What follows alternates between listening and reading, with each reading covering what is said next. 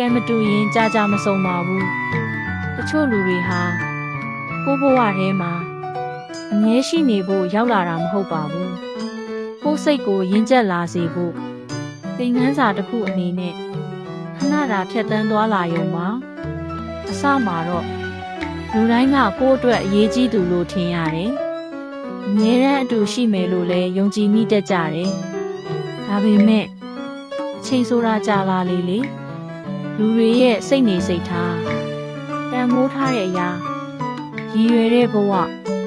ရှောက်တဲ့လမ်းတွေကမတူညီလာတော့ဘူးအဲ့ဒီအချိန်မှာအရင်လိုမနီးတော့တာဟာမေတ္တာကုန်သွားလို့တော့မဟုတ်ပါဘူးအတူလျှောက်ဖို့မတင်တော့တာပါမြစ်တစင်းနဲ့စီးလာတဲ့ရေတွေတောင်ကိုယ်ကောက်ရောက်ရင်လမ်းကြောင်းပြောင်းပြီးကွဲသွားတတ်တယ်လူဘဝတွေကလည်းဒီလိုပဲခဏတာဆုံကြတယ်ခဏတာနှွေးထွေးကြတယ်ပြီးရင်တယောက်တလန်းစီဖြစ်သွားပြန်ကြတယ်လောကဓမ္မအရာဆုံချင်းနောက်မှာခွဲချင်းကရှိနေပြီးသားပဲမဟုတ်လားဒါကိုလက်မခံနိုင်တဲ့အခါလူတွေကနာကျင်ကြတယ်ဖတ်တွေ့ကြတယ်မသိတော့တဲ့ဆက်ဆံရေးကိုတော့တင်းဆွဲထားခြင်းကြတယ်ဒါပေမဲ့လက်ထဲကသဲကို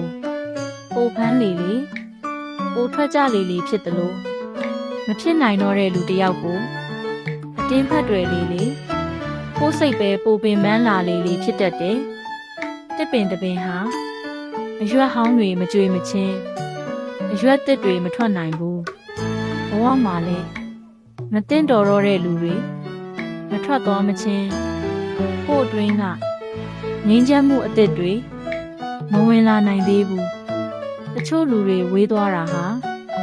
ဆုံးရှုံးမှုတစ်ခုလိုထင်ရပေမဲ့တကယ်တော့ကိုယ်စိတ်ကိုကယ်တင်ပေးသွားတာဖြစ်နေတတ်တယ်။ဘာလို့လဲဆိုတော့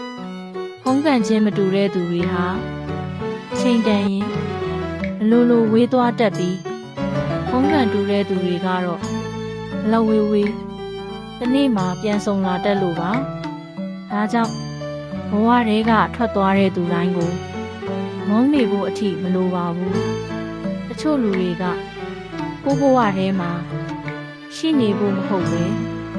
တိမ်ပေးဖို့ရောက်လာခဲ့ကြတာပါနောက်ဆုံးပြောချင်တာကလူတစ်ယောက်ဆုံးရှုံးသွားတာထက်ကိုယ်စိတ်အေးချမ်းမှုကိုပြန်ရလိုက်တာကပိုတန်ဖို့ရှိတယ်ဆိုတာကိုအချိန်တန်ရင်နားလည်လာပါလိမ့်မယ်ချစ်ချင်းများစွာဖြင့်